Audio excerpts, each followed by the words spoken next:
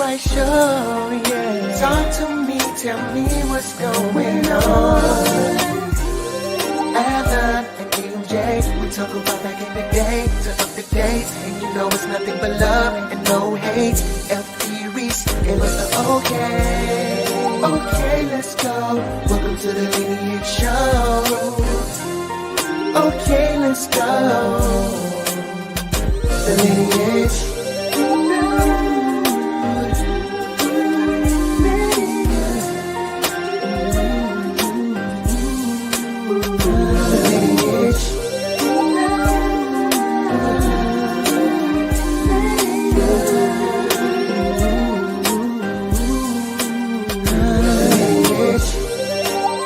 Form the front line of that march.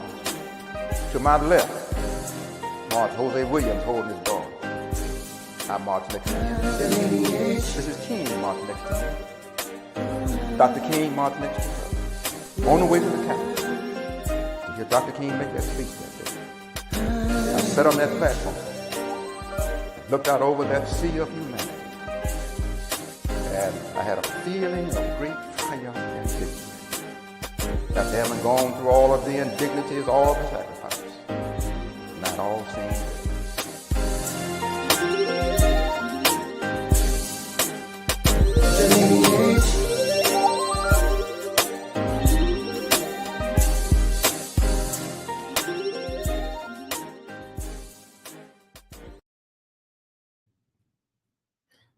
What's happening? What's happening? Welcome to the Lineage Podcast. We appreciate y'all joining us once again this Thursday. Got a good show coming up. Y'all already know what time it is. Listen, someone told me to get a number before I start the podcast. 404-333-5900. 404-333-5900. You can call in and let us know your opinion about any topic that we are discussing here on the Lineage Podcast. So yeah, that's the number. So y'all call in. We'd love to hear your opinion. But we are the Lineage. I got to go through my spiel. If you don't know why we are called the Lineage, because we are the grandsons, 2 out of the 3 of the grandsons of the Reverend Dr. Frederick D. Reese, who was the chief orchestrator of the voting rights movement. Say it with your chest. That's why we're called the Lineage. If you don't know who Frederick Douglass Reese is, you can Google him, look him up. But like I said, he was the chief orchestrator of the voting rights movement. So this is one of the many avenues that we have to not only bring awareness to who he was and the impact on civil rights, period, but to also talk about topics and find any way we can to help move our community forward. So that's why we are the Lineage Podcast, and we appreciate y'all joining us every Thursday. We got a great show for today. I guess 3 topics. If you haven't heard, it's a Confederacy group that's suing a park because they want to bring some type of awareness to slavery and segregation. That's one of the topics. Also, if you haven't heard about a young man that ran into a house trying to rob a house, he got killed because the homeowner shot him as he was leaving the house. We're talking about that. And we're also talking about dancing with boundaries. That's our kind of relationship topic today. So just to give y'all a brief thing of the topics, just so y'all know what we're talking about. If you do not have the book, Selma Self-Sacrifice, what is Selma Self-Sacrifice? Well, this book right here is the autobiography of Reverend Dr. Frederick D. Reese. It tells his life story, the impacts he made through the voting rights movement and everything from church to principal, from pastor to principal to assistant superintendent to city councilman. Please get that book. If you haven't booked a historical tour in Selma, Alabama, you want to do this. Listen, they are still booking in Selma, Alabama. We are still gearing up for the tour that we have coming on here in Atlanta, Georgia. So govern those announcements, if you will. Y'all know how the church say, govern yourselves, govern those announcements. But y'all already know, before we get started on our topics, what do? Well, we have First Nurse Kimberly Reese that usually comes with her health segment. She's in the field doing first nurse things, but she always leave her footage when she's in the field doing first nurse things. And so we have that. So we're going to play First Nurse Kimberly Reese video that she left me. And we'll be right back after First Nurse Kimberly Reese. Oh, bro, I'm sorry. I always forget. Did you want to say hey to the people? Did you want to say something before we? Oh, no, go ahead. Okay. But yeah, we're going to get into First Nurse Kimberly Reese, and then we'll be back. Hello, everyone. This is Kimberly, the nurse practitioner, coming to give you your weekly dose of health information. July is Cord Blood Awareness Month. So what is cord blood banking? According to the Cleveland Clinic, it is the process of collecting and storing the umbilical cord and the blood products inside of the umbilical cord after giving birth.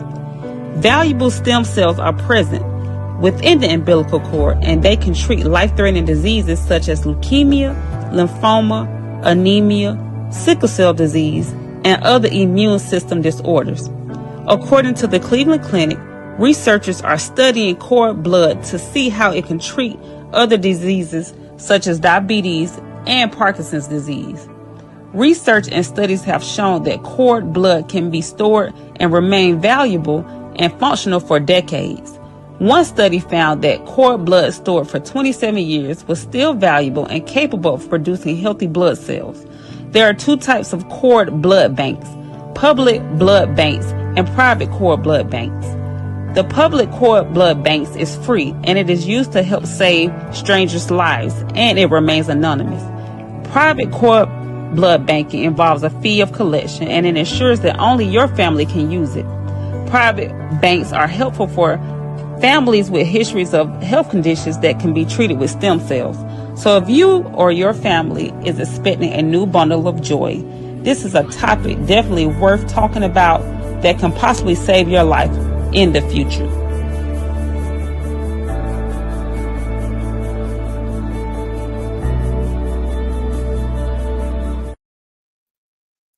We appreciate First Nurse Kimberly Reese once again dropping the jewels for us and always giving us my great health segment of the week. I wanted to ask her, when the video was going on, I wish she was here. I guess I'll ask her a question because something's very interesting I want to know, but I don't want to speak out of turn about that. But yes, appreciate First Nurse Kimberly Reese once again, always giving us the health segment of the week. She always dropping it to us, and she put it together real cool. You know what? Let's just go on. I was going to go to the commercial. Let's go into the first topic. I guess we can start with, let's start with the suing of the, let's start with this one. Confederacy group sues Georgia Park for planning an exhibit on slavery and segregation. I got another picture. I kind of read this. A Confederate heritage group in Georgia has sued Stone Mountain Park, that's here in Georgia, over plans to build an exhibit detailing the monument's ties to slavery, segregation, and the Ku Klux Klan. Let me get this down. The park, home to the largest Confederate monument in the United States, voted in 2021 to add a truth-telling exhibit and relocate Confederate flags. Wow, so they voted, 4 years ago? It's crazy. The Sons of Confederate Veterans claim the changes violate state law and rewrite history. The exhibit, funded by $11 million from Georgia lawmakers, is not yet open and aims to explore the monument's roots in lost cause, mythology, and white supremacy. Now, I know you want to tackle this. I'll let you go ahead and say what you think about it, bro. First of all, I got to say this. Those cats that's on that rock we call Stone Mountain, they should be scraped off, MJ. You said they should be scraped off? They should be scraped off because they treason. You know what? I'm not even going to talk about the slavery part of it right now. Okay. I'm going to talk about, because I went back and forth with this group it's called it's an Atlanta group, and they share old things about Georgia and Atlanta.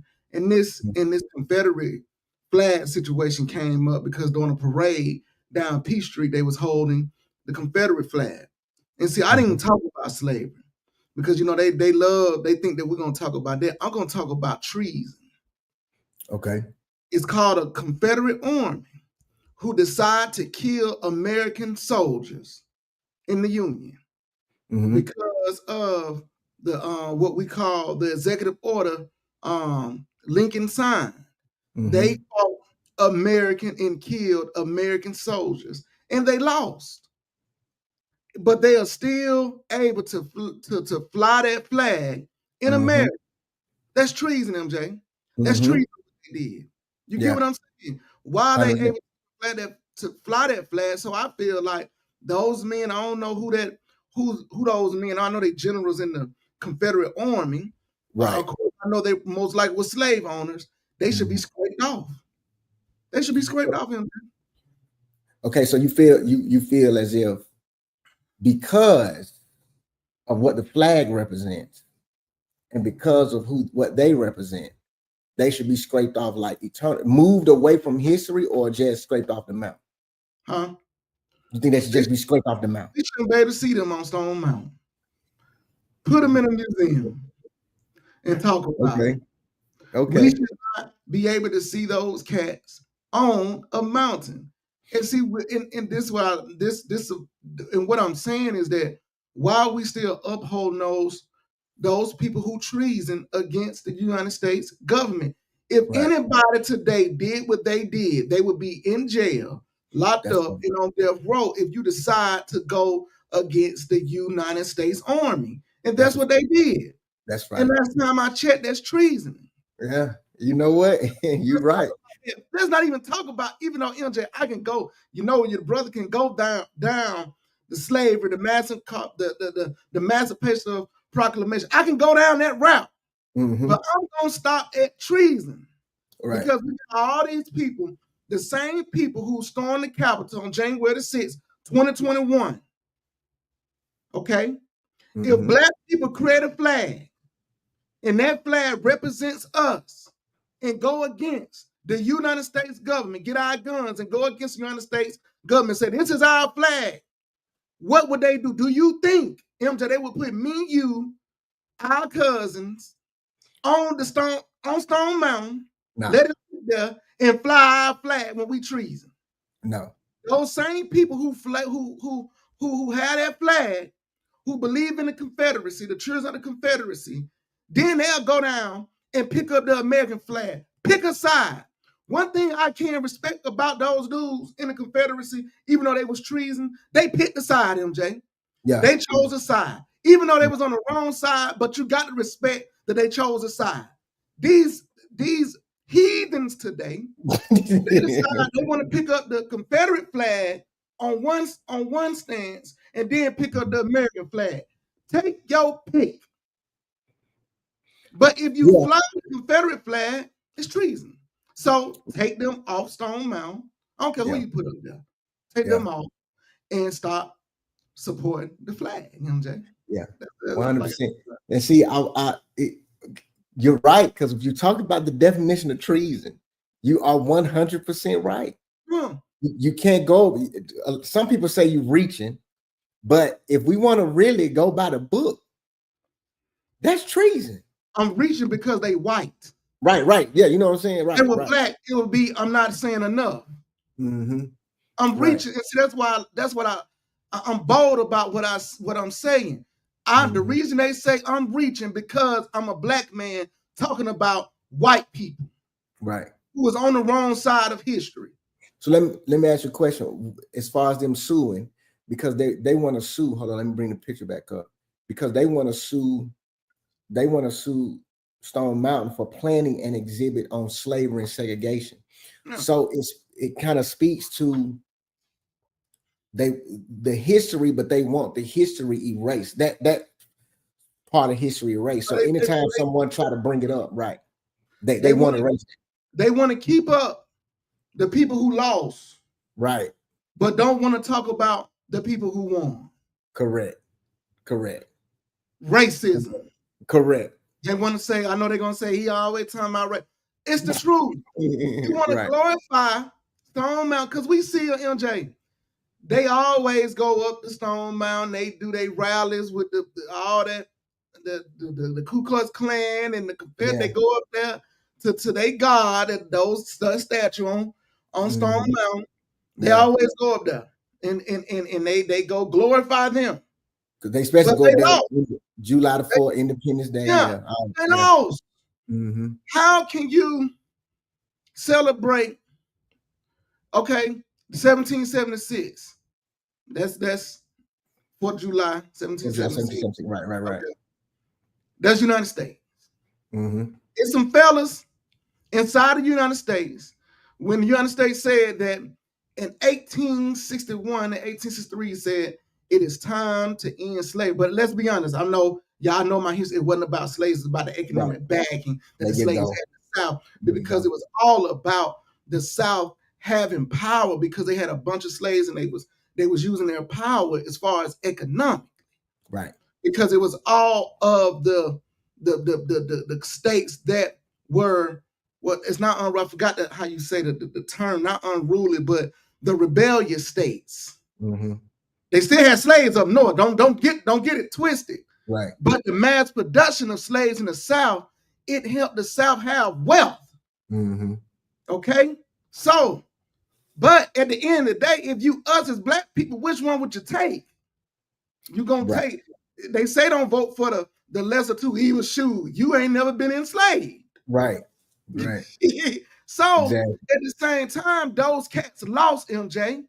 Mm-hmm. So how is it that you can celebrate, at least those cats, they died celebrating what they believed in war. They Confederate flag, they died, they chose a side. They said that we are not going to support the United States and how they're trying to strong on us in the South. So we're going to fight for it, and this is our flag. Mm-hmm. And they died. And what people don't realize is that a lot of them was so strong on the slaves, is that when the United States beat them, they went overseas and implemented the same thing. That's why Brazil is somewhere overseas, that flag looks like a Confederate flag, it's just different colors. Mm-hmm. What I'm saying, they lost. Why are they still a conversation in this United States, these United States of America? They lost. I'm not even bringing up slaves. I'm not bringing up Harriet Tubman, Frederick Douglass, Sojourner Truth. I'm not even bringing up slaves when I talk about this. I'm talking about simply that an army was created inside the United States government. They decided to have a revolution. They lost. They carried their flag. They lost. So why is it that we still allow for the children of them to wave that flag? Right. How about we get all those flags, burn them, go to Stone Mountain, take them off Stone Mountain because they lost. Right. Let's treat. Why are we celebrating people who treason against these United States of America? Right. Yeah. You know what they stood for. That's what it is. You know what they stood for. That's great. Great. I 100% agree with you. Know you're more knowledgeable with these type of talking points than I am, but I know enough. But yeah, you're 100% right. When you said treason, that's it. You could have dropped the mic then, bro. Right, they're treasoning them. You dropped the mic then. You could have dropped the mic. They get mad at me on Facebook on all these groups because that's the route I take. Because they expect a black man just to go straight to slavery. No, treason. Right. You lost. Right. There you go. Throw it away. There you go. MJ, yeah. If Russia came over here and started a war and got beat, do you think the United States would let anyone fly a Russian flag? Fly that flag? No, sir. MJ. No, sir. Come on. China. No. Name it. They gonna fly that flag, MJ? You know they ain't flying. You know they're not. So why should the Confederate Army, why should their children and their mindset be able to fly that flag? Because you still want the mindset to live, because the mindset benefits you economically. Exactly. That's what it is. The mindset benefits them, MJ. Yeah. Racism and those two different mindsets and allowing us to fight over that benefits them. To talk about racism is big dollars, bro. Mm-hmm. It's a cash cow. Mm-hmm. That's why on this one I want the racist white folk. I want to tell them, look, man, what about your grandfathers, your great grandfathers who fought in the Union and they won? They died in the Union. Do you think they would want that flag to be flown? Right. Right. They died. Right. To protect the Constitution, MJ. Right. Right. Let that sink in. Yeah. So contradictory. Yeah. Come on, man. That's how racism is. You contradicting. Right. Right. But you know, grandma watching. Yeah, but you're right about that. Let's move on to the next topic. This next one is a sad story. We named this "Robbing Your Life." I got a video for this one, so y'all check this out and let us know your opinion about it. That is way beyond the law, way beyond. Relatives of 17-year-old Trayvon Johnson are angry the teenager was shot and killed last night by a homeowner who police say was protecting her property. He was not supposed to die like this. He had a future ahead of him. Trayvon had goals. He was a very funny guy. He was very big on education. He loved going to school. He loved learning. Last night, Miami-Dade police say the D.A. Dorsey Technical College student burglarized a home south of 79th Street near I-95, just blocks away from where he lives. Detectives say the 54-year-old homeowner was alerted of the break-in by her security system.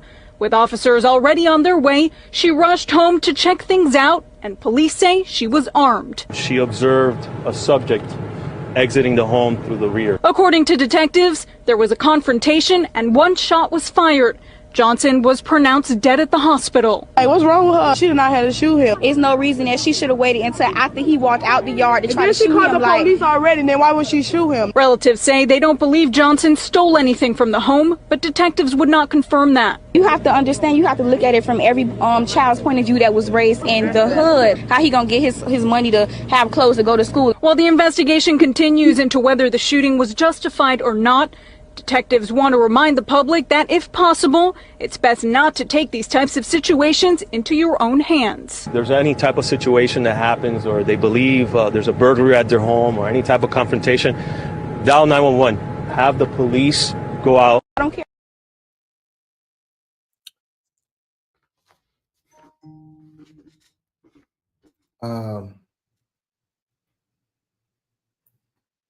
Man. It's sad. One, I hate to see someone lose their life. Of course, you know that, and you know how we are about the Black community, and how we try to always uplift and tell the truth and be honest and about it. But unfortunately, in this situation, I can't ride with us on this one. 17-year-old boy went in the house, tried to rob. And the sad part is not only that he lost his life, but to hear the things his family was saying and excusing it, saying pretty much because he grew up in the hood, this was his way to get his clothes and get his school clothes and his school shoes, and then to say that the homeowner wasn't supposed to shoot him. Is one thing. Now, I know the law says, if I'm not mistaken, if someone's robbing your house and they're running out of your house, then you're supposed to let them go, if I'm not mistaken, right? Mm-hmm. I think it's something like that. If somebody know that law, holler at me, let me know. But it's a sad case, and I think sometimes us as Blacks, man, some of us we co-sign with ignorance. We justify ignorance.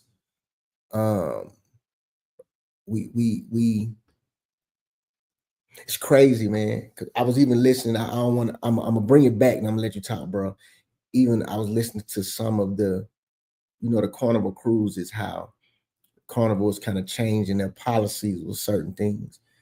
And I saw a few videos of how a few people were saying, oh, we can't have fun and this, that, and the third, and they're trying to take away being Black. And in some cases, I agree, I ride.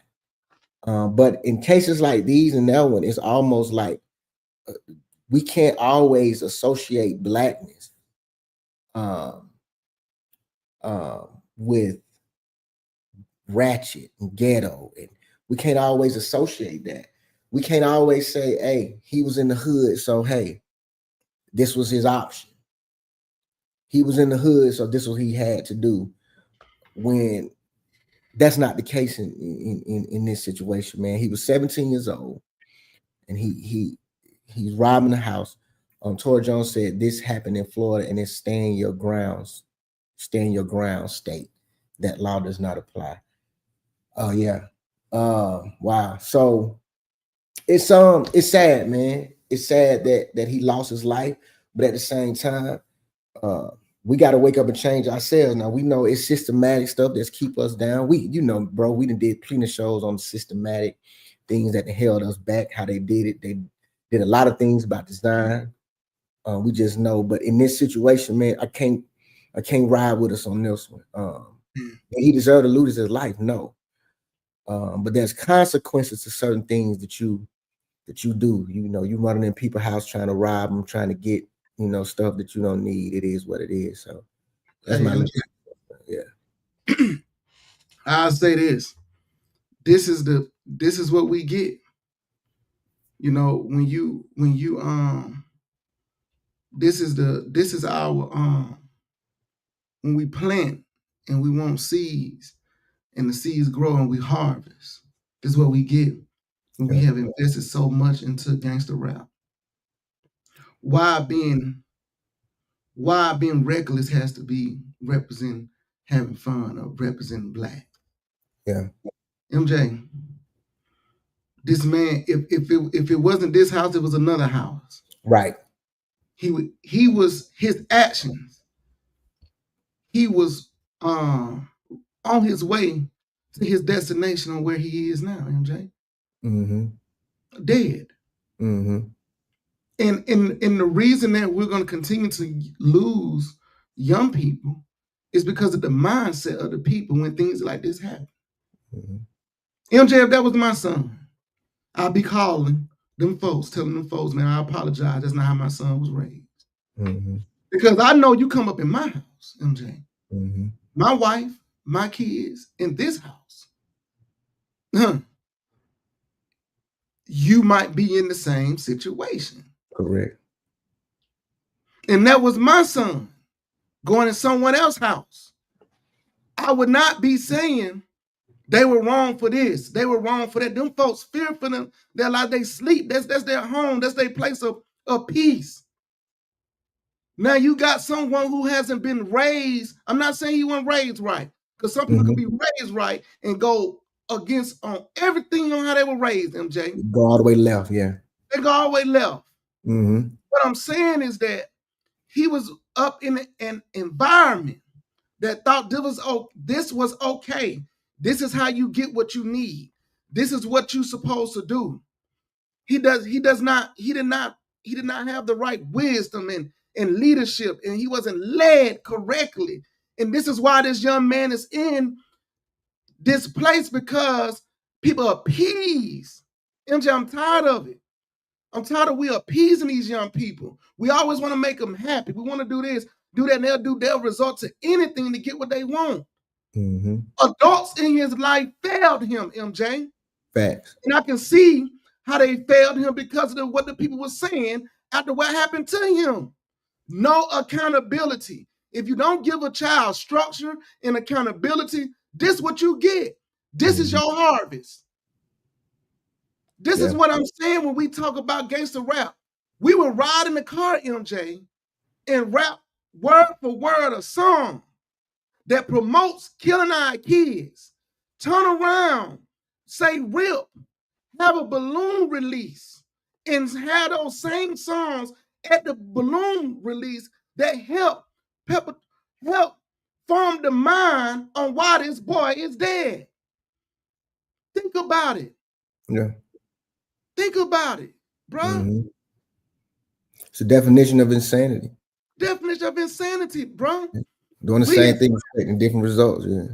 Man, listen, man. We as black people got to get it together in raising our children, going back to a village, and stop saying, hey, if he ain't paid all his child support, he can't see the child.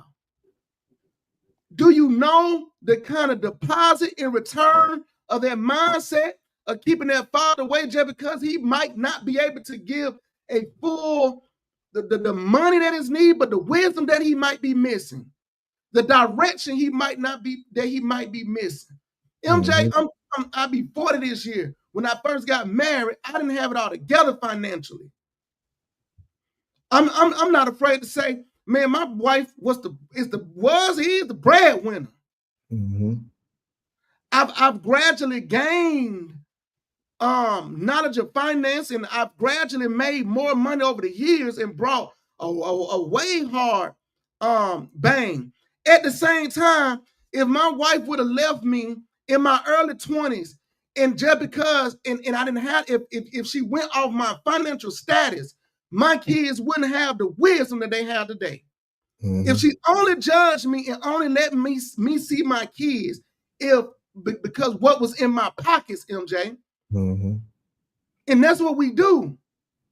And I'm not going after women, but what I'm saying is, I want a lot of women when we talk about single mothers, and I guarantee if I look a little deep in this situation, he might have been raised by a single mother, MJ, and some aunties. What I'm saying is, a lot of times we put too much emphasis on the money side of it, and daddy could bring some the balance, the structure.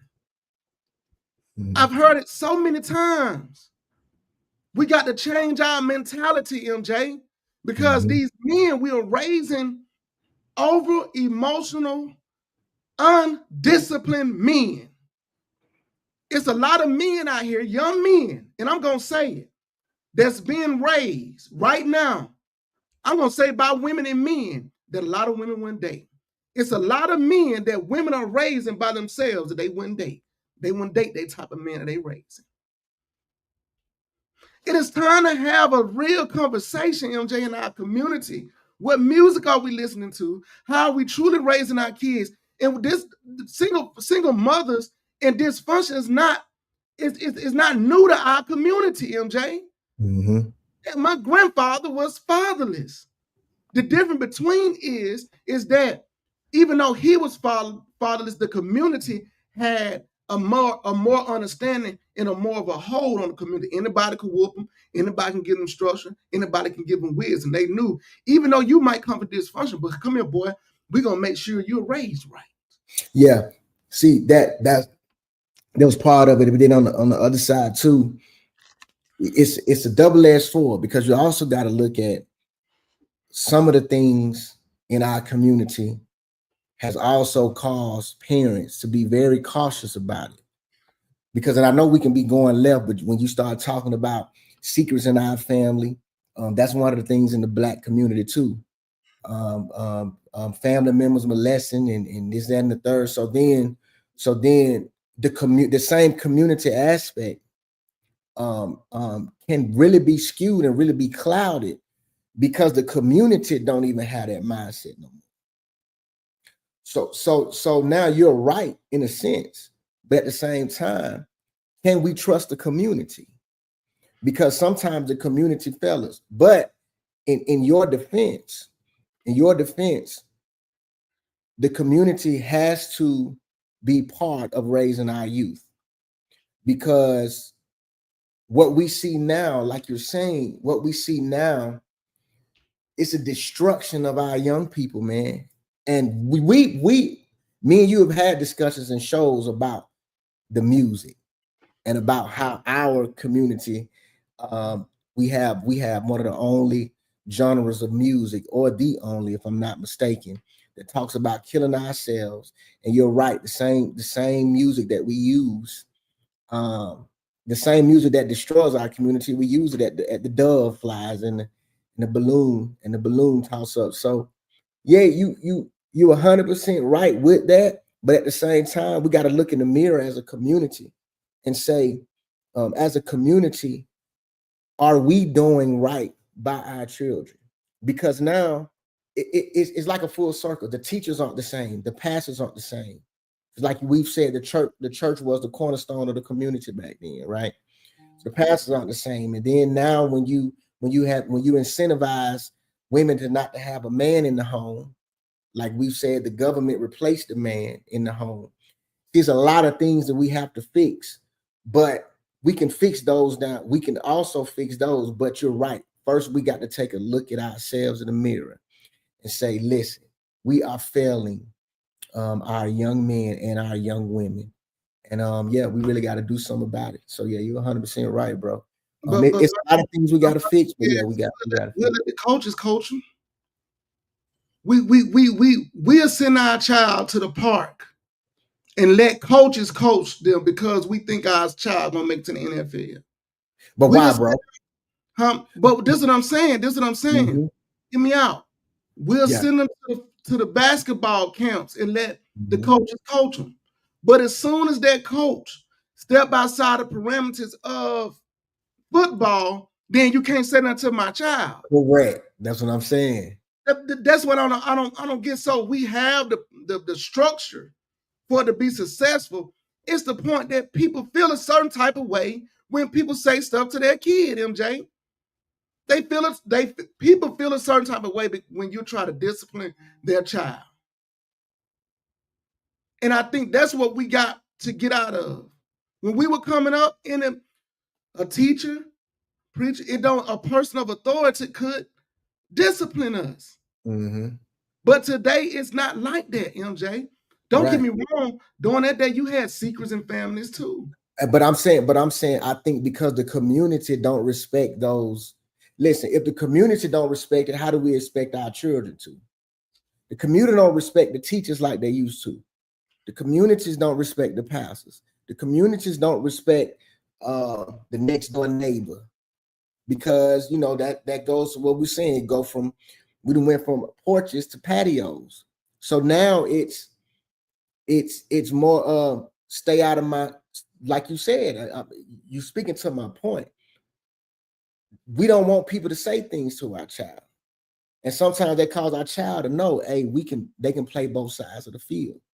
So now the children, think about it, and we can go to the next topic. When we were coming up, if we got in trouble at school, the last thing we wanted that school or that teacher to do is what? Call out. Now it's different, because a lot of the parents are on the kids' side off the muscle. So now the kids are saying, call my mama or call my dad, they're gonna have my back. So what I'm saying is, not the community don't respect. It's not the same level of respect that we had once before. And the children know that. Children ain't dumb. But we probably went left, but you right. In the final analysis, we have to have an honest conversation with what's going on in our community as a whole. Majority of us are not raising our children wrong. Let's be honest. Majority of us are doing what we're supposed to do. Who says who? Majority of us are. Adam. Who says who? You MJ, that statement that you just made, you think majority of people are raising in our community are raising their kids to be upstanding? That's a good question. I have to do some research. Young people, I don't know about that, because they let young folks be in grown folks' conversation. Just because you got two parents in the home don't mean that you're being raised correct. What I'm saying, just devil's advocate. Parents let these kids do that's ridiculous. Being in grown folks' conversation, cutting grown folks off, don't know how to talk to grown folks. So many kids, you walk in the room, they be sitting there with grown folks. They won't even speak to grown folks when grown folks walk in. And they parents allow it. So let me ask you a question. So you saying majority of us are raising our kids in a dysfunctional environment? I'm not gonna say dysfunctional, but I'm gonna say that I don't believe majority of our people are raising our kids to be respectable and have proper decorum and know how to move when grown folks are around. And that right there transcends to other areas that becomes dysfunctional. Because when we were coming up, something simple as when grown folks were talking, we had to get out the room. When grown folks came in the room, we got up out of our seat so grown folks can sit down. We sat on the floor. I'm saying simple things like that create a type of mindset in a person to know how to move and be respectable. I don't think the majority of people in our community teach our kids how to properly carry themselves around grown folks to have a natural respect for grown people. I don't believe it. When you say respectful, what I'm saying is I think majority of us are raising because we can go different ways with it. Okay. Because in some households, you don't have to speak unless you're spoken to.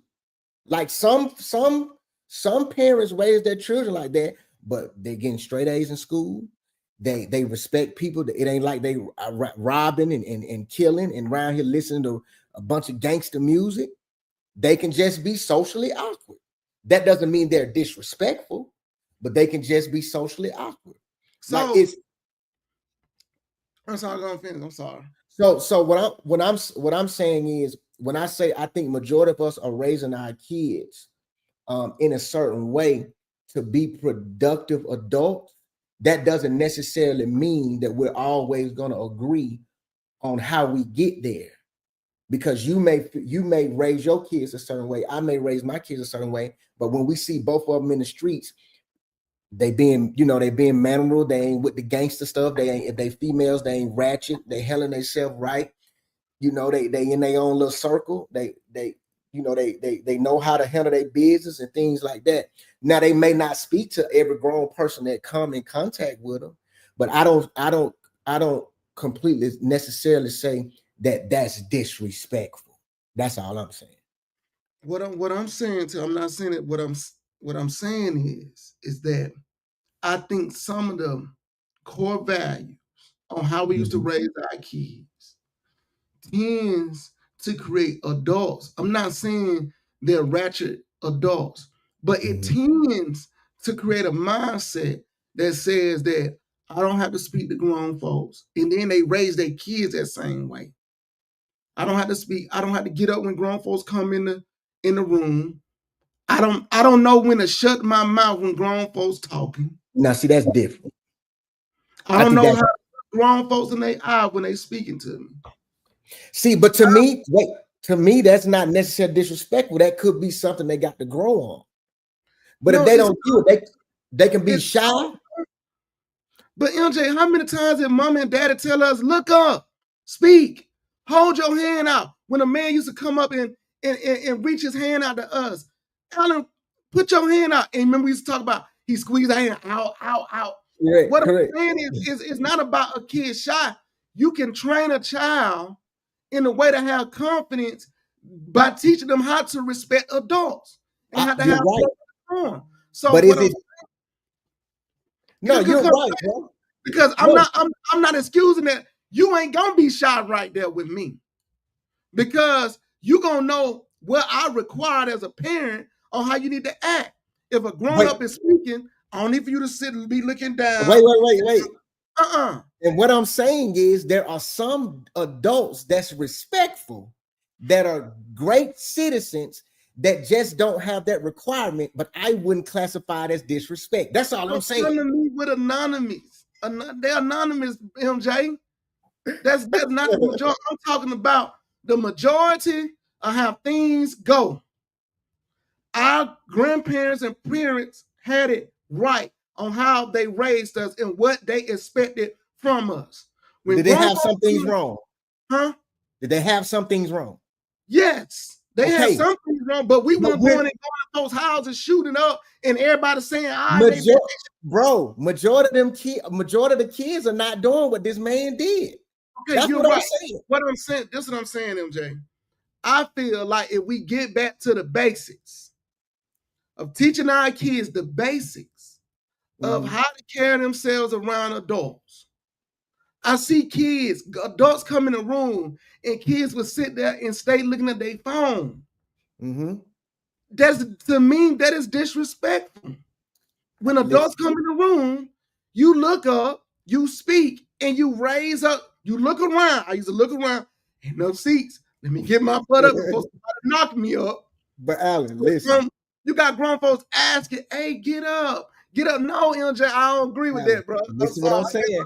I'm not, wait, hear what I'm saying. I'm only playing devil's advocate, bro, because even to this day, people that get in my car, especially Ellie, is still, yes, ma'am. To this day, I do that. What I'm saying is, I think for us to definitively classify it as if kids are not doing that, then they are not being raised right to be productive adults. I disagree with that. Now, will they lack certain things as adults? Yes. Will they have certain things to grow on? Yes.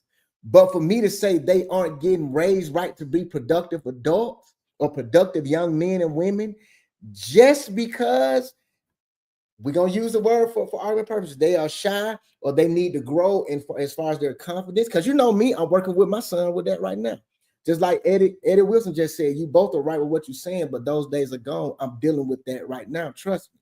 So I get what you're saying, but I would definitively say that if they're not doing those things, that they're not being raised to be a productive, because majority of the kids not running into them houses, bro. That's what it is. Okay. But do you We'll agree to disagree with that. Do you think that kids are? What I'm saying is, I read. Listen, I agree with this mean video I saw years ago. It said my daddy walked, so my great granddaddy walked, so my granddad can ride a bike. What you're talking about. My granddaddy rode a bike, so my dad can drive a car. He drove a Cadillac, whatever. And the dude said, I drove a Bentley. My grandson will drive a Ferrari. But guess what? My great-grandchild will walk again. Right. What I'm saying is that things happen for generations. It said that strong men create easy times. Mm-hmm. Easy times create weak men. Weak men create hard times. What I'm saying is, how far down the generations, the ripple effect, that, yeah, it might not have, if I was raised a certain type of way, and I ease up on my son the way that he's raised, okay? And then he ease up on his son. Well, we getting worse and worse, and we losing values each generation. It's not right and tight. It's gonna come a time, MJ, somebody, my great-grandchild, if we don't keep the process going. Nick Saban talk about the process. Right. See, one thing Alabama was successful in because it didn't matter how you come in, the process was the same. Correct. It's the same. You go by to the process. What I'm saying is that we tend to not stick to the process, and then our great-grandchild be the one that disrespectful. But I disagree, bro. Every year.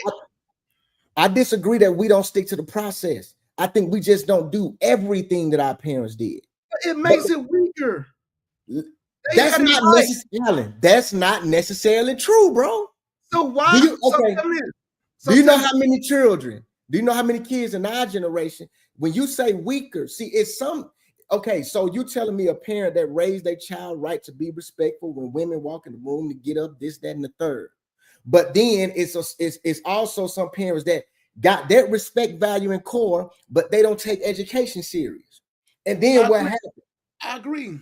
So what I'm saying, what happens then is they're respectful. They know how to speak. When people come in the room, they know that. But then they lack education. So then that makes them weaker. What I'm saying is, Granddad's generation had both. They had both. I'm only using the example of our generation to our kids. What I'm saying is, I'm going back to my point. I don't necessarily think that those habits automatically make or break you saying that they won't be a productive adult or productive citizen because of those type of habits. Because I think it can happen without instilling us that. Got somebody calling in, but they calling me through Facebook. They're gonna call the phone number. They didn't call. Oh, they didn't call. Oh, let me put the phone number down. Whoever call this number 404-333-5900. I guess we almost out of time. We'll go to the last subject, but whoever they call in, they can still talk about this one. Yeah, we'll agree to disagree. You know what? This is another topic. We'll revisit this. We'll kind of remix this next week. Man, this is a good topic, man. We got to stay on it. You want to stay on it? Okay. Yeah, hold on. What did somebody level comment? Oh, Tori. I'm sorry. Our parents raising us to not speak when grown folks are talking, or not allowing us to have a voice, or what goes in the house, stay in the house. See, that's what this is, and I'm glad she said that. Now, to raise us to not speak when grown folks are talking, I agree with that. See, the not allowing us to have a voice, that's one of the things that I said that I would not consider not having a voice. Because I don't know about that. Now, you can come to me and talk to me about anything. Have a discussion, but not having a voice. What I need to know what not having a voice means. That's all I want to know. Because I don't not having the voice. Not having the voice means My opinion don't matter, even if it got something to do with me. Your opinion.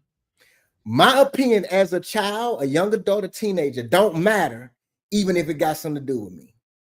Give me an example. Give me an example. I want because that's what's wrong. Remember your opinion about yourself, and you don't even know how to take care of yourself. No, what you mean? What we talking about? The opinion about what I'm saying, MJ. Okay, we got to stay on this topic. We'll keep that next one. Next show, we're gonna do the last time. What when you say not having a voice, yes, sir.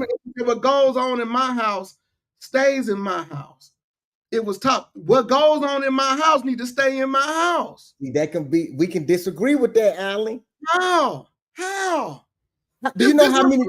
Wait, watch this. Do you know how many children have been fondled with, have been taken advantage of? No, come talk to me about it. I'm gonna leave a space. I'm saying that's what I'm saying. That's why I say I need to understand what they're saying about not having a voice.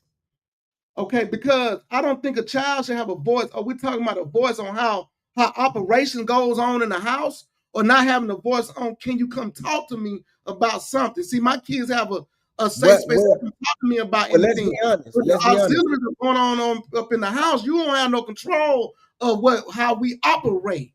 It's more of you can't talk to me about certain things. Okay, I agree with that. I agree with that. Parents need to allow their kids to be able to come talk to them regardless of what it is. That is a problem in our home. Correct. I agree to that. And it makes us have dysfunction. I agree to that. At the same time, what goes on in my house, stay in my house. Don't go trying to go somewhere else and telling me that, hey, John and family do it like that. And I talk to them what goes on up in here and we need to adjust. No. Okay, yeah, here we go. Charlene said, Allen, but we want the community approach. How can that be the case if what goes on in the house stays in the house? That's one. Okay. I got an answer for my sister-in-law on that. Okay. When I say the community approach, I'm talking about your child out there acting an ass. The community has a right to put them in line in that very moment. That's when I say the community approach. If AJ acting behind at that barbershop and they ain't out there, Zay, Flap, Kels, James, anybody got the right to get in AJ behind. If they see AJ out in the mall and not representing his family right and acting crazy in the mall, stealing, cussing at grown folks, acting in a way that he was not raised, they have the right to tag his behind. Like I don't think that goes out the community. I don't think that goes to what go in the house, stay in the house. I think that's a different thing. Torres said, example, if I did something wrong and my parents punished me, the parents just handed down a punishment without ever truly understanding why I made a bad decision. See that, right? That's a good example. That's a good, because now I got to help you with your character. Right. I understand. See, I'm gonna ask you. See, my thing, my dad used to talk to us. What made you make that decision? You know what I'm saying? He explained to us why he was gonna whoop our behind, and why we can't make that decision. But let's be honest, all that term did not mean that. Like, I don't know if this mama daddy, because I think there might be daddy under mama. Daddy said you can have an opinion and a voice, don't come with lies and false accusations. I agree. 100%. Torres said our parents did not create a safe space for us to come talk to them when we were always told to be quiet. See, that's when 9 times out of 10, bro. Let's be honest with ourselves. That's mama. We can look at stuff on Monday morning as an adult, but a lot of us and a lot of kids will go to their parents just so they won't get a whooping, just so they won't get in trouble. They a lie. Let's talk about when we were kids on how we tried to lie so we won't get that tag, that whooping or that punishment. So our parents, see, the thing about it, that's one thing as a parent. Let's be honest. Look, let's be honest as parents on here. We raised kids and we've been kids. We know as a child, mom and dad used to come to us and they used to ask us, well, why did you do that? And we would sit there as kids and lie. Why would we lie, Alan? Wait. Because we knew we were gonna get a whooping. Wait, so Hold listen, on, wait. hold on, MJ, hold on. Listen what I'm saying. You proving my point. No, what I'm saying is this, is that discipline is needed. It's not that the thing is, it's not that what you did, but you know this is not how I'm raising you. Correct. So so I don't think that's what we're talking about, bro. Listen, it's even what I'm saying is, as far as we knew we did something, and we knew even when we got caught, that if our answer, depending on our answer after we got caught, could have not in our household, because our parents allowed us to talk to them. What I'm saying is a lot of kids don't have that luxury. Hear what I'm saying? If they get in trouble and get caught, their answer would either cause them to get in more trouble, deeper trouble, or deeper trouble. Hear what I'm saying? If more parents said, you gonna get this punishment, but I'm creating a safe space that if you tell me the 100% truth, it's not going to allow you to get in more trouble. It's going to allow us to fix so you won't do it again. What I'm saying is a lot of parents, Alan, a lot of parents take the approach of, why did you do it? And if you tell the truth on why you did it, you would get in deeper trouble. My daddy got on me one day. My daddy told me, he disagreed with me one day. I whooped AJ. My daddy pulled me to the side. He said, Alan, you should not have whooped AJ because you asked him and he told you the truth. Most kids are not coming with the truth when they first come to it because you're thinking about that I'm going to get a whip. The parent already know the answer. Alan, so what the child does, MJ, what the reason why the child, LJ, listen, you LJ, no, LJ, let's be honest. Let's be totally honest on their podcast right now. When mom and daddy, they already knew the truth. The reason we got whoopings is because we're coming to them trying to lie our way out of it right then. And after we're caught? Yes. Because no. MJ, if we came to our parents and said, yeah, I did it, I was wrong, they won't whoop us. But because we coming in, it's just like this. You get a deficiency. Mama used to find a report card in your drawer on a Sunday night. Just the Holy Spirit led her to that drawer. You being deceitful already. Instead of walking in the house, what we should have done is walk in the house and show Mama them L's and said, Mama, I got an L. I got an L. MJ, listen to me, bro. I got an L. I was wrong. I'm going to do better. Before we caught. Huh? But what we'll do, MJ, you know us. Alan, wait. Listen to what I'm saying. Listen to what I'm saying. Just hear me out, please. And there's a lot of comments coming. What I'm saying is, I'm two different scenarios.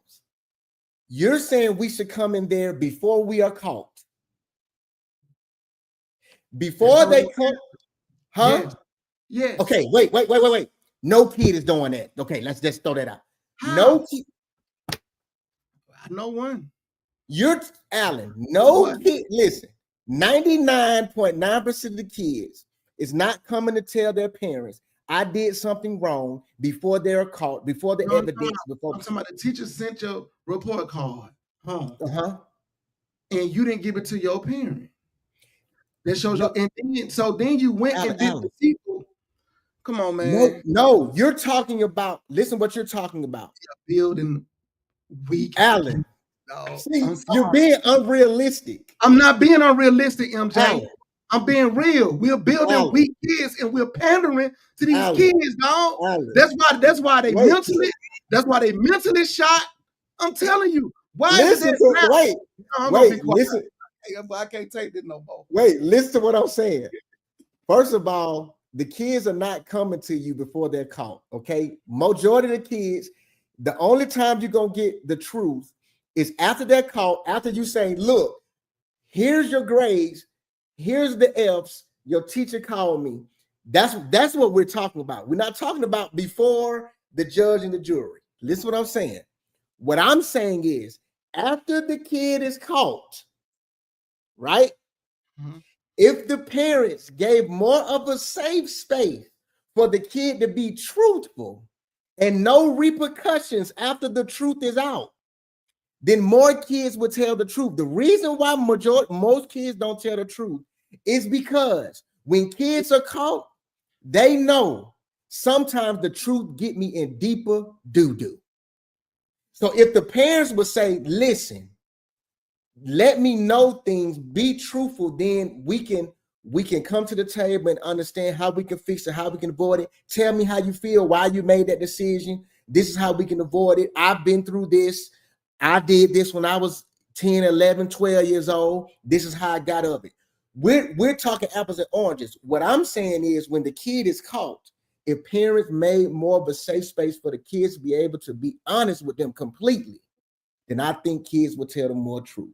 But if you're telling me as a kid, even if after I'm caught, if I tell my mama I stole the bubble gum because I saw Brandon had the bubble gum, so I wanted some more bubble gum. And if you tell me that because all it is, say Brandon tell you to jump off a bridge, you're going to, that's how it majority goes. They get in deeper trouble for telling the truth.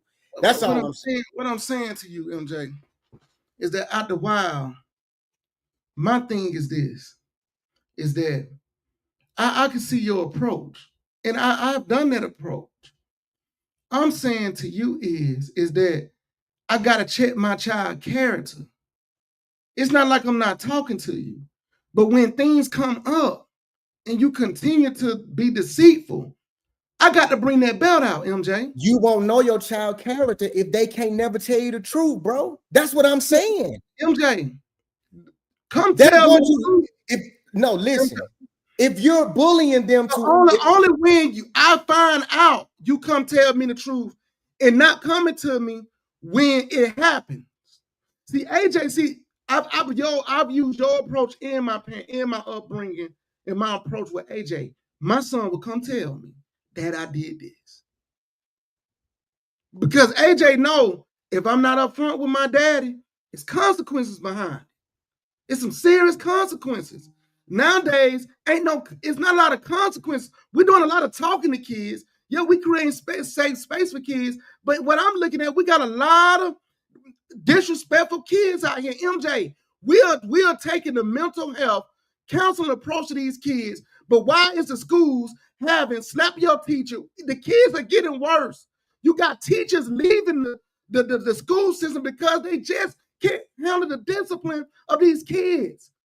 Tell me how long would your approach work? How long are we going to take y'all approach until these kids are just out of whack when computers teaching them? How long? They don't respect MJ.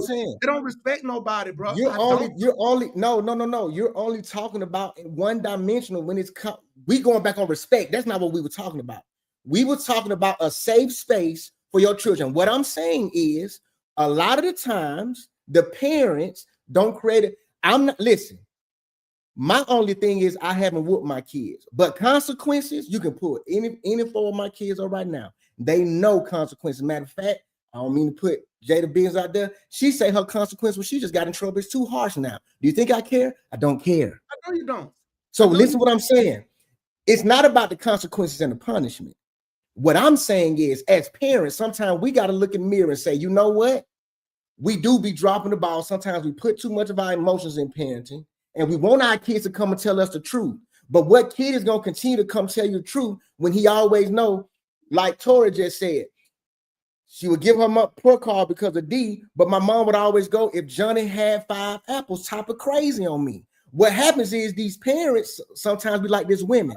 I want to know the truth, but I want to know the truth so I can use it to what I know I'm going to do next. Not because I want to help you, but a lot of us parents talking about these kids, but a lot of us, we don't make a safe space for our kids to even come to us and tell the truth because we bully them, we be bullying them, we be beating them. And so, because think about it. Yeah, I hear what you're saying, but how many kids do we know as adults has that way worked and affected us in the wrong way? Let's be honest, bro. I ain't talking about just whoopings. It was psychological abuse and mental abuse with some of that, bro. It was. And since if we don't want to talk, if we don't want to talk about it, if we don't want to talk about that, y'all keep going to this. All I'm saying is this: you can say, MJ, I feel you passionate about it. I'm saying I'm looking at the numbers, and I'm going to the schools and getting them the numbers, and I'm listening to the teachers. And I would say most parents today don't believe in whooping their kids, don't believe in hardcore corporate punishment. What I'm saying today is show me where it's working. Show me what it sounds good, MJ. Oh, MJ, you sound great. It's working. You sound great. It's working. When you got more people leaving the education system because of these unruly kids. No, what MJ, listen to me.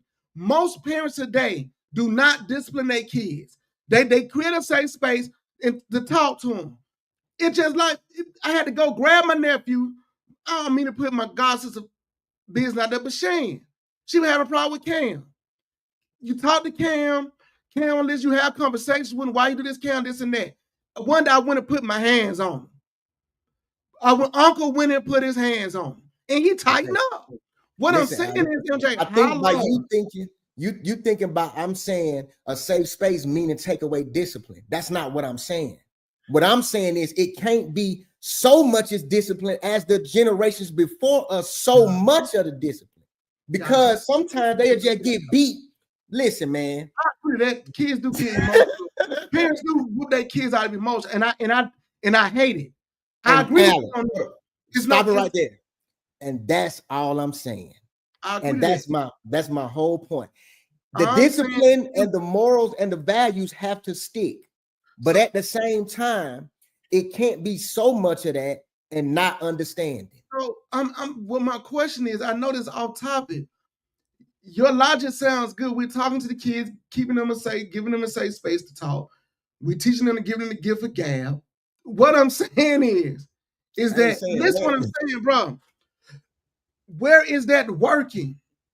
Well, I want to know, because these parents, I'm telling you, it's working because majority, no matter what you're saying, yeah, we're looking at a small percentage. Majority of these kids ain't running their houses robbing women, Alan. They're not. I'm not saying that, but it's a lot.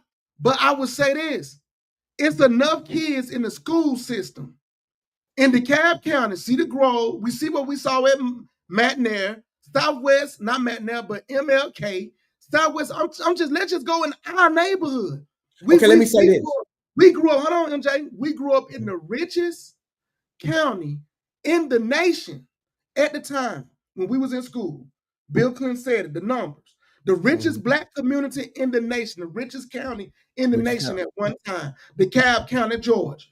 Right. What I'm saying now, today, when you go to the same schools, you have teachers who's leaving the school system because they're saying they're doing more discipline in trying to get these unruly kids to settle down. The parents don't have their back. When we was coming up in school, the PTA was full. You don't have parents don't even participate in the PTA anymore. They don't. That's what I'm saying. That's a different as parenting. That's a different argument than what I'm saying. No, it's not, because it is. No, it's not, because I'm showing you by what they're doing in the school system, it represents what they're not doing in the home. It's the same thing. You can't separate the two. Wait, let me ask you a question. Then why the jails filled with kids our age, with people our age then? In jail right now. Wait, let me finish. Hold on, MJ. Wait. Let me finish. In jail right now, the jail is filled with more people our generation. Okay. I'll break that down. Ever before. Wait. I'll break that down to you. It went down. Look it up. No. Our age group, our generation. Huh? I'm not talking about the black community. Just period. So what I'm saying, what you're saying, if it's not working, hear what I'm saying. What I'm saying is, if the jail is filled with more of our generation, if our parents raised us with those tactics, and the jail is filled with more of our age, then I can turn the ball on you and say, well, it's not working. I'm gonna tell you, no, that's not so. See, we got to go back to granddaddy generation. Their generation, it worked. Their generation, they start changing. We are the harvest of what the change was. We was more rebellion, and these kids are just out of whack. No, Alex, wait, I can't let you get away from that. No, I'm waiting for you. Wait. No, if you're gonna judge it off dad and them generation. No, see, that's not what you said. That's not what you said. This is what I'm saying to you. We changed because we started being rebellious. Listen, that's not what you said, bro. Our actions, listen to what I'm saying, MJ. Our actions. How? I'm saying it because it's our kids that are in the school system today, right? I'm talking about, listen. You can judge the school system because they're not jail age yet. What I'm saying is, if you devil's advocate, if your argument is working, this is all I'm saying. You ask me, where is it working? So I'm asking you, where is it working? I'm asking you, if our parents, listen what I'm saying, bro. I'm telling you, I heard you hear me. If our parents raise us with the same values as the grandparents, the respect value, then why are the jails filled with our age? That's all I'm saying. So that's why I said the discipline has to be there, but the safe space also have to be there, because a lot of the people that's mentally disturbed and mentally challenged are the people our age, and I think it's rooted in some of the parenting, bro. That's all I'm saying. No, that goes back. That's another conversation. The mental aspect of us just saying pray and not coming to understanding what's really going on. I get that. I agree with you on that. At the same time, MJ, our kids today lack proper accountability, how to carry themselves around adults. I'm talking. That was the beginning of my conversation. They lack the simple things of speaking when adults come in the room, getting up, knowing when to leave when adults start talking. Don't interrupt an adult when they talking. I get on my child about it today. Hey, what you doing? You don't interrupt grown folks. Accountability, that can be debatable, bro. When you start talking about accountability, that can be debatable. I just feel like some simple values are core values that you should always keep in place. And I feel like, listen to me, MJ. I'm not saying you shouldn't. I feel like something as simple, how we respect adults, build a foundation. That's all I'm saying. That's all my No, I'm not arguing that. When you said that if they don't have that, they cannot be raised to be productive adults. No, and what I'm saying, what I was saying, I said those values tend to go with you. I'm not talking. I'm talking about most, MJ. I'm not talking about, you have people like you who talk. I don't know nobody who maybe talk more to their kids than you do about certain things. What I'm saying, but because you stick to the plan that you set in place. Most people are only discipline a lot of people discipline out of emotions. We know them. Everybody. So let me ask you a question. So if it's parenting with our generation, our kids, then what was it from our parents to our generation? Where did the ball get dropped? I think mom and their generation changed too. I think it started. Where did they drop the ball? Where did they drop the ball? They started dropping, when they started just some of the things I'm saying. They dropped the ball. When they start allowing the government to come in their home and tell them what they can do and how they can discipline their kids. When they start telling the school system how they can discipline their kids. When kids knew that discipline was at the core of the structure, people tend to act better. I'm not wait. I want you to understand my final point. I'm not disagreeing. What I'm saying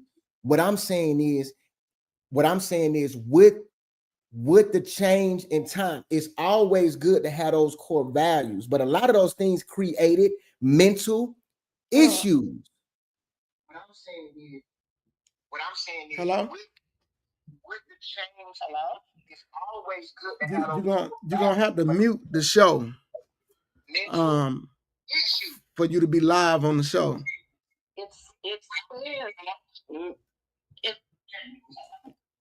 Can you hear me?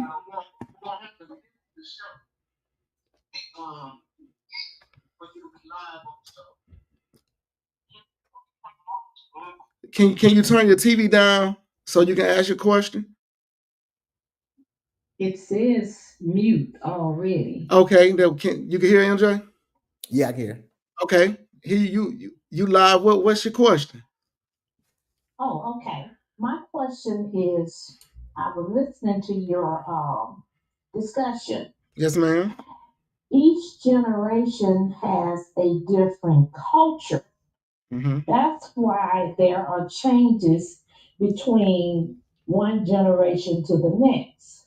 For instance, we had one generation that was based in doing the drug era. The generation before that, you did not have that type of culture. Then you have your culture with the games. The generation before that did not have the game. Hmm. Now you have the culture with the violence, with the guns. So each culture has a different discipline. It's why parents has to discipline their children differently. Mm-hmm. Can I say something? I agree to a certain extent. At the same time, I remember the OGs on the games, they still told the people to respect the elderly women and the kids. See, what I'm saying now is that we have no respect across the board. Even with the games, the older women can still go to the store and not be bothered. Now you got kids, little kids cussing out elderly folks. It's no respect during those times. What you mentioned, even the gangsters knew. Look, it's a proper decorum that we still have to have toward the people in the community, and the OGs would go keep those people in line because they respect a pecking order. Today is no respect nowhere around the board. You can't. It's no OGs. The youngsters don't respect the OGs. They don't respect the code. Everybody back in the day talked about being on code. What's a certain code? Well, you can't do that around here. You can't go around to Miss Johnson house and be hanging around in front of our house like they're doing that. You can't go around Reverend Reese's house and go act like that around there. It was a certain code that people had, even when in there wrong. But today, what I'm saying is that we just everywhere. And see, even those parents back in the day, when those kids that were wrong, they came up and they had the back of the authoritative person. Nowadays, you got the parents coming up to the schools fighting the teacher because of what their child said. What I'm saying, I'm not saying we're not gonna have no dysfunction. What I'm saying is that when we was raised a certain type of way, we had some type of decorum, some type of respect for authority that helped us make better decisions. That's all I'm saying. I'm just saying that all that's going out the books. Yeah, I hear you, and you answered.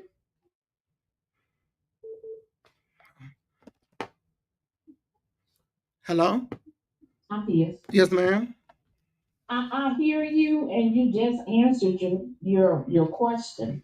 You said you have parents coming up to the school disrespecting the educators. Mm-hmm. Well, your children is going to disrespect also if they see their parents are disrespecting the educators. That's right. So the parent is the one that has to show respect in order for the child to learn respect. I agree. In this generation, you have more disrespectful parents than I've ever seen in my life. I agree. That's why we have more disrespectful children getting in trouble in school, because the children know if they disrespect the educators, their parents gonna come up there and just clown all over the school system. Now, so that's where we are dropping the ball. I agree. It's not that we do not have disrespect,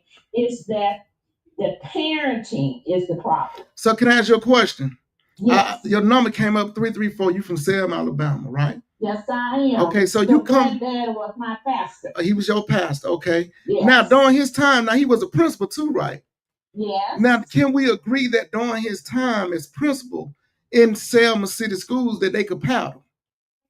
See, and so y'all come up in a generation that y'all knew discipline is gonna rear me. See, now it's no discipline to rear anybody because that's been thrown out the door. And my brother's shaking his head. No.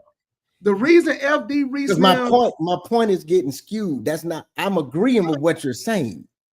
Okay, what I'm saying is that the lack of discipline and the respect for grown folks that generation of granddaddy and them has for generations after generation got weakened. I'm just talking about the foundation of raising our kids in a proper way to respect adults and letting that be the foundation of how you raise them. That's all I'm saying. And I think we've gotten away from that. Wait. I'm saying. No. Wait. I'm not disagreeing. What I'm saying is, the call is still on. My bad. We were raised in your granddaddy era. Yes, ma'am. I appreciate. We got another caller calling in. Yes, ma'am. Bye. Hello. Welcome to the Lineage Podcast. Oh, they hung up. Oh, here they go.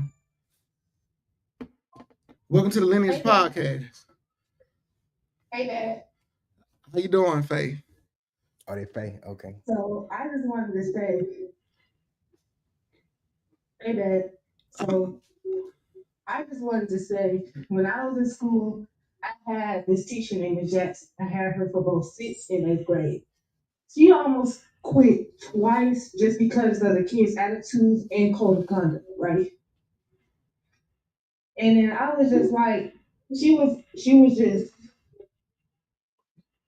everything was just a mess and everything was just crazy and all that stuff. And I look at the kids' attitudes today and I see how they act towards adults and all that stuff. They be talking back, cussing them out. I witnessed it firsthand. Okay. And everything is just a mess and everything is just out of order. Okay.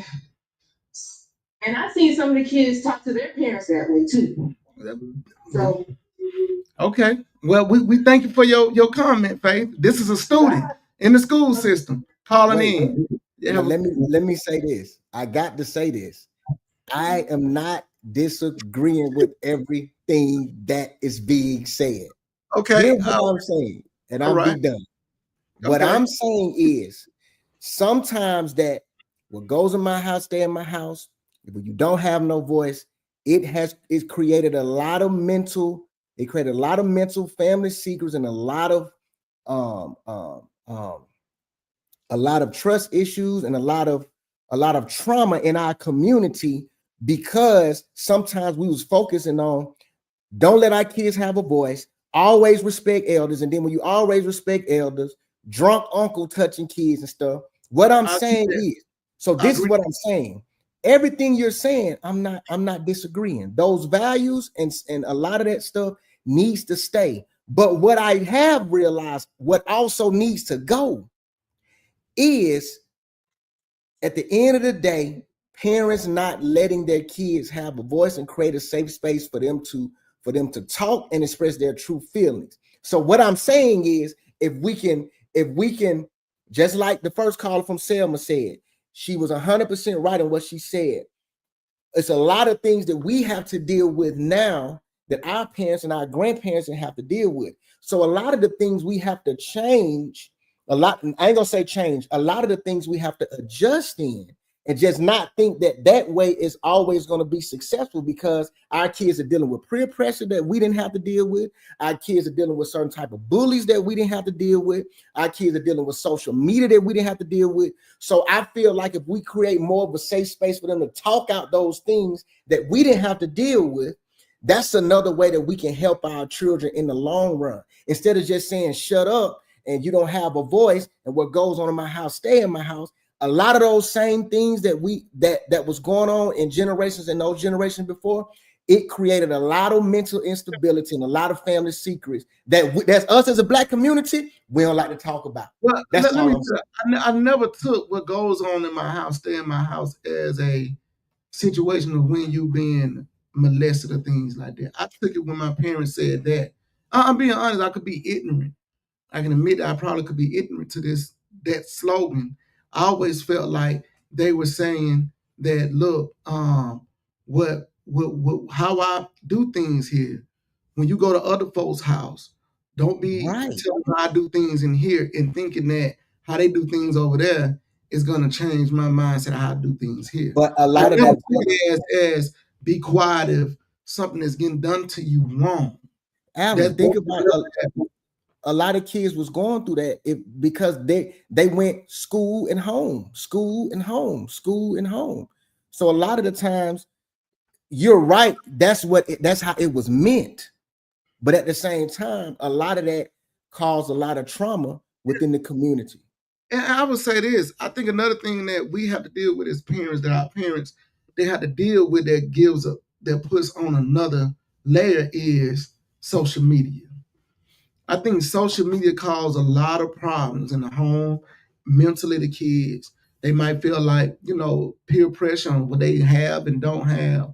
You really have to talk to your kids about what are true values in life, not traveling, this and that.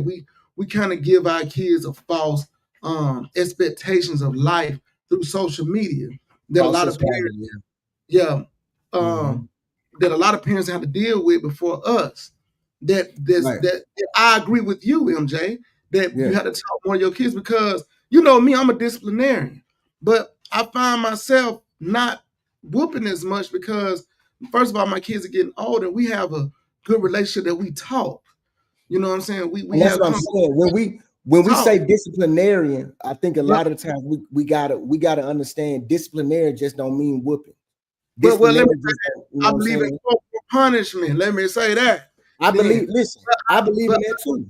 But I did it more when they were smaller than now, because now they are at the age that they can really express themselves. And I welcome that. I do. I welcome it. You know what I'm saying? But it was a time that spare the rod, spoil the child. But that's cool.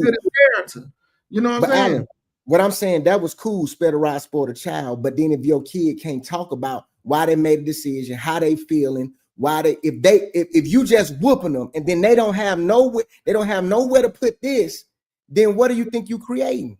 I agree. That's all I'm saying. You can have some type of undisciplined.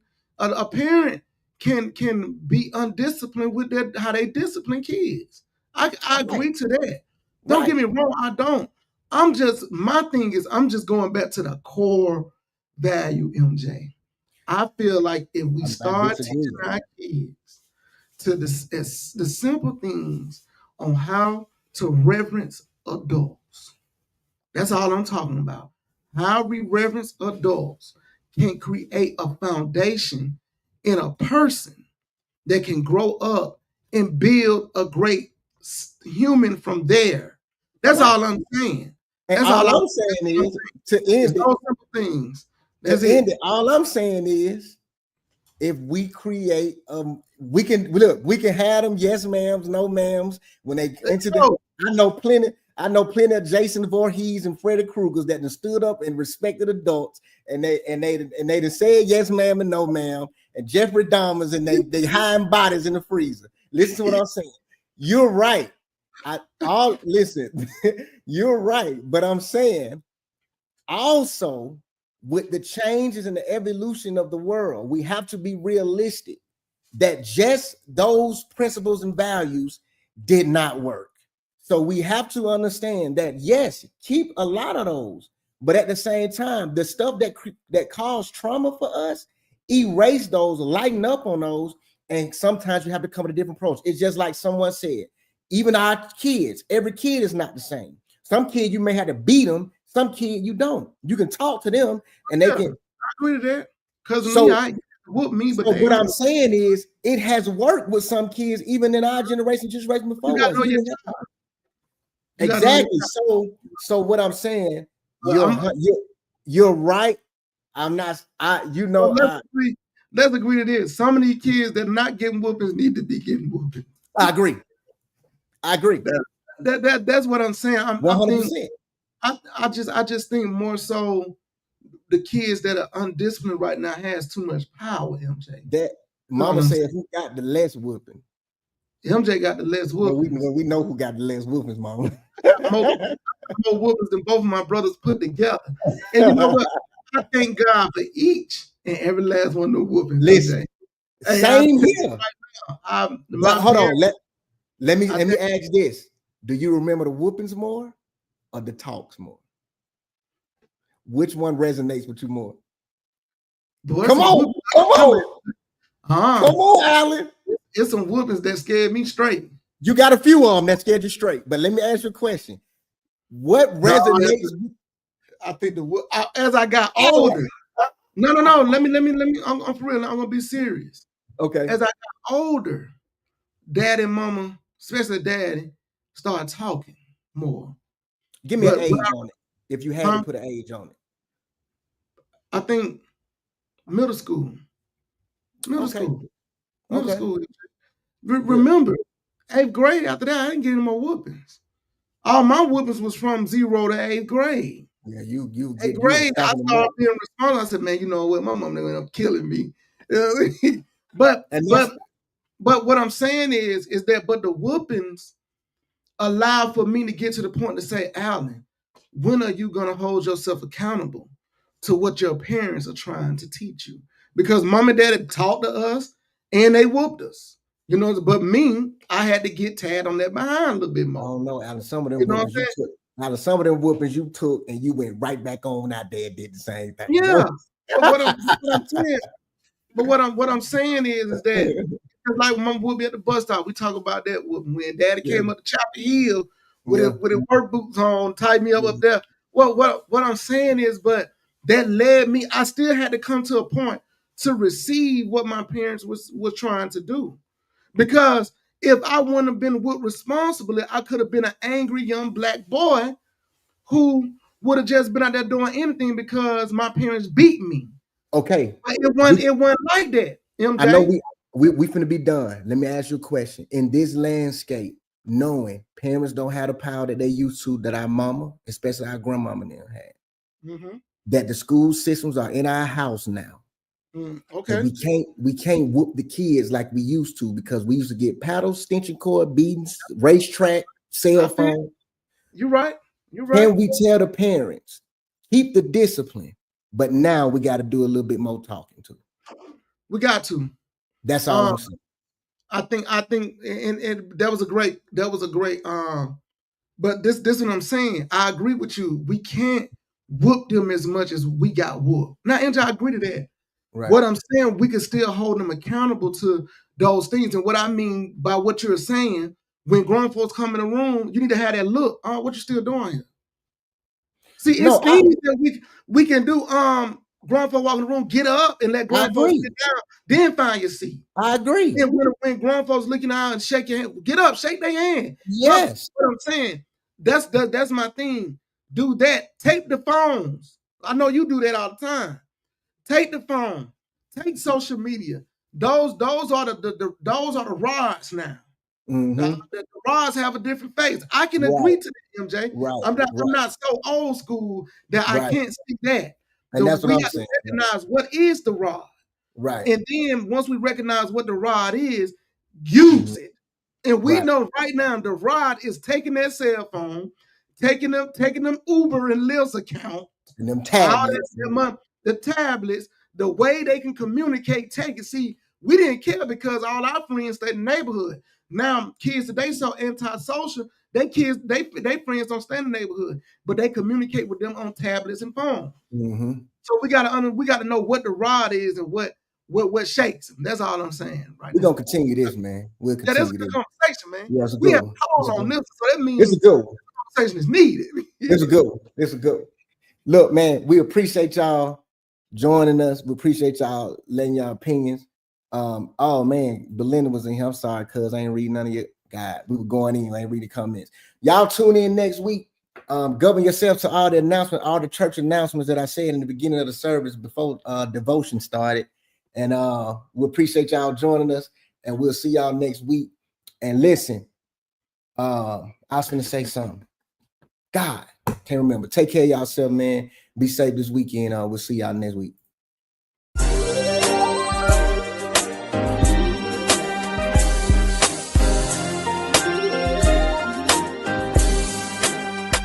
The lineage.